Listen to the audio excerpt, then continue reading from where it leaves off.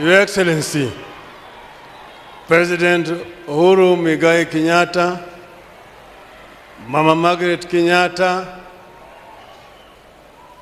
Excellencies, Presidents, and other leaders from other African countries who have joined us today as we mourn our third President, Deputy President, diplomats who have been here, ladies and gentlemen, wananchi wote, hamjambo.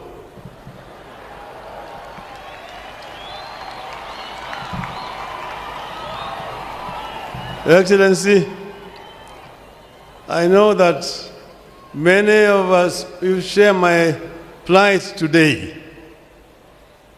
My plight today is just like a member of the clergy, either a father or a padre who is asked to eulogize a bishop, but not to talk about the bishop's religiosity or religion. I've been asked today to talk about our president, but without talking about politics.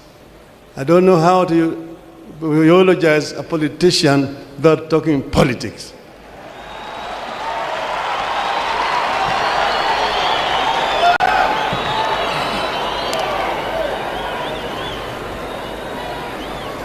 The family of Mwai Kibaki, led by Jimmy, we are all with you as the nation of Kenya at this very, very sad moment when we say farewell to a great Kenyan patriot, Emilio Mwai Kibaki.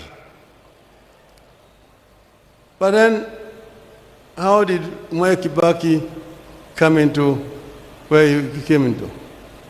You know, Mwai Kibaki as a youth, Mwai Kibaki as a student, Mwai Kibaki as an intellectual, Mwai Kibaki as a politician. The story was told to us by Jaramogi and Mwai that after KANU was formed in Kirigiti Stadium in 1960, a draft constitution had been presented there, had been prepared by the one Mr. Ojino Keo, who was Jaramogi's secretary. And he died on his way back to Kisumu through a road accident at the escarpment. Then later on, Jaramogi went to Kampala as a guest of President Milton Obote. I found Obote was campaigning with a very beautiful manifesto. I asked him, who prepared this manifesto for you? Obote said, there are some young men here in Makerere who are very good. Their leader is Secular Kenyan. Then Jaramogi said, I want to see him. He brought Mwai Kibaki. When he brought Mwai Kibaki, Jaramogi told him, I want you to do the same manifesto like this for KANU. And he prepared with his team that beautiful manifesto. And that's how Jaramogi now invited him to come and become executive officer of KANU. And that started the journey. We know Kibaki as a member of parliament for Donholm. You know Kibaki as a minister for commerce and industry, as a minister for finance, as a vice president, as a leader of the opposition, as a president, as a retired president. And now here we are saying bye-bye to him, a great Kenyan. Mwai Kibaki is a gentleman, a man of conviction, a man who loved perfection. You worked with Kibaki first in the opposition together as our leader. How he used to lead, how he would discuss the budget and come up with much more eloquent exposition of the budget, better than the Minister of Finance, and tell them how it should be done. Kibaki will tell you, these people don't know what they're doing. Bure kabisa. And when it was a lot of nonsense, he say, imavia kuku.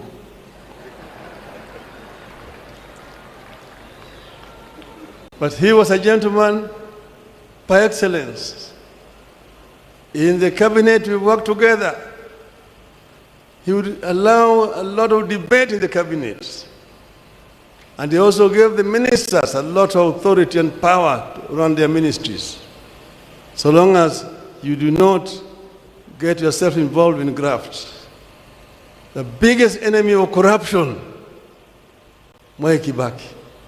And nobody is indispensable when it came to issues of corruption. So we have learned a lot from Mwai Kibaki. We came with almost a bankrupt economy and transformed it. At one time when we were living, it was rising at a rate of 7% per annum because of Mwai Kibaki. Because we have had also our differences. When at one time, Kibaki got involved in an accident. Other opportunities took advantage of that position. We never held it against Kibaki. At that time when we were negotiating post-election violence, the stocks had collapsed at Serena. Kofi Annan invited me and Kibaki for a meeting. We sat in the office of the President, President Kikwete, President Mkapa, Grace Machel, and Kofi Annan. We talked and talked. In the end, I said, I'm ready to come down to this point. This is the reduced minimum. And Kibaki then agreed. So when we agreed, we shook hands. After shaking hands, the other people now wanted to come into the room to try to persuade him not to agree. He told them, tumemaliza kila kitu. Sasa hakuna kitu tena, tunakwenda kuongea na dunia sasa. And we came out and shook hands with Mwai Kibaki, and he kept those words. There were differences sometimes in the course of running the government, but all of them were able to resolve them amicably. So in retirement, we will continue to remain friends. Each time he has been an advisor to me in many ways. So I've truly lost a friend.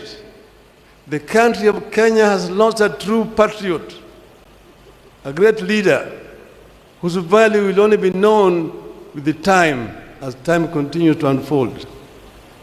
Mwai Kibaki, Emilio Mwai Kibaki, rest in peace, rest in eternal peace. I bring finally also to you people condolences of the Kenyans in diaspora around the world.